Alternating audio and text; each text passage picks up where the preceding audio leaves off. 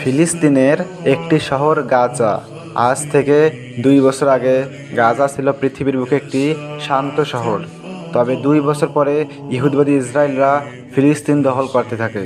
ফিলিস্তিনের হামাস বাহিনী তা বাধা দিতে থাকলে গত 18ই মার্চ 2024-এ হঠাৎ গাজার আকাশে দুটি F-35 জেটস বম্বার প্লেন আকাশে দেখা যায়।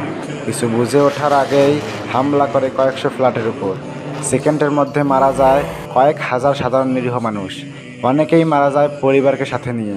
তার মধ্যে একজন মা তার সন্তান ও স্বামীকে রেখে বাহিরে গিয়েছিলেন। এসে দেখে সব কিছু মাটির সাথে মিশে গেছে।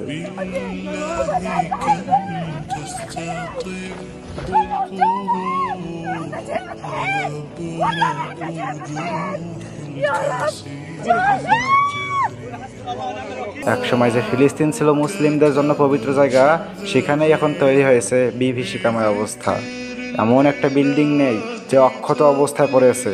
ফিলিস্তিনের এই কঠিন সংকটের দিনে এখন কোথায় আরব বিশ্ব? আরবরা এগুলো এখন আর দেখতেছে না, কারণ তাদের চোখ ও কান ইহুদিদের টাকায় বন্দী।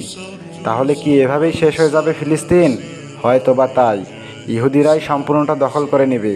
তবে রাসূলুল্লাহ সাল্লাল্লাহু আলাইহি সাল্লামের হাদিসে আছে, শেষ জামানায় হযরত ঈসা আলাইহিস সালাম আসবেন এবং দাজ্জালকে হত্যা করে পুনরায় ফিলিস্তিনে মুসলিম সাম্রাজ্য প্রতিষ্ঠা করবেন।